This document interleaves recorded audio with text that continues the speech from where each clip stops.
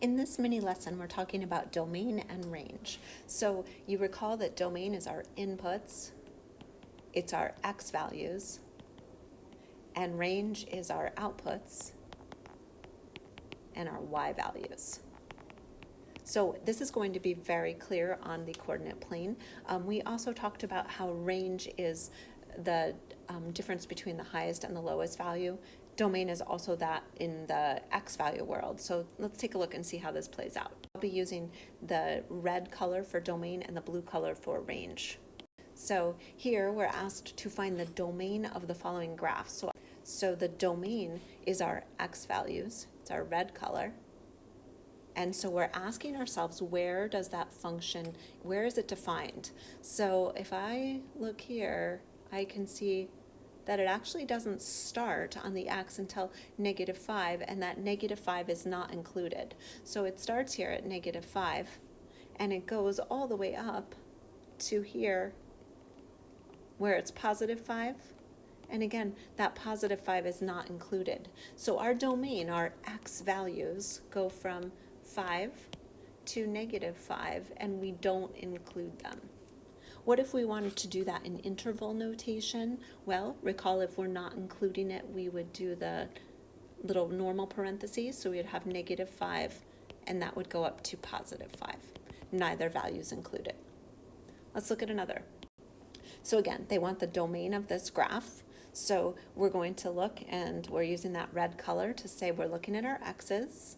So we're looking on this line, and we're saying which little piece. So we're looking here.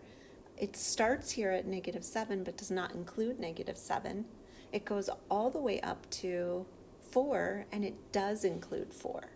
So our x's are between -7 and 4, and it includes 4, so we'd have a less than or equal.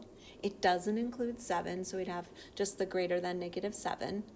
And if we wanted to do that in interval notation, it doesn't include -7, so a regular parenthesis. It does include 4, so we would have the bracket. Let's switch to range.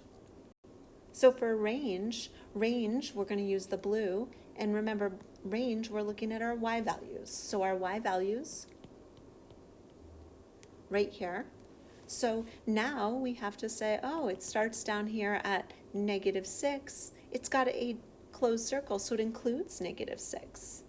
It goes up to 4, it has an open circle, so it doesn't include 4. So your y values go from -6 to 4. It doesn't include 4, so you have a less than. It does include -6, you have a greater than or equal to.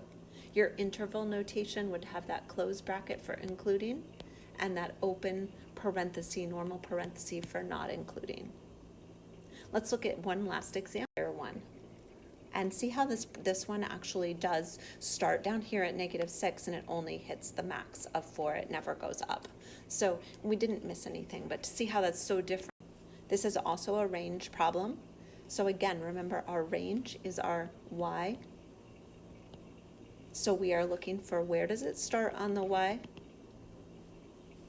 and where does it end on the y.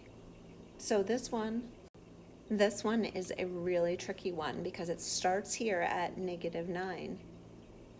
It doesn't include -9. And then it ends over here, and you might be tempted to say it only goes to -4, but look where it actually goes. It goes all the way up to 5, and it does hit 5. So you're actually looking, what is that span? How tall does it get? It goes all the way up to 5. So you're going to say that my y's span from -9 to 5. It doesn't include -9. It does include 5.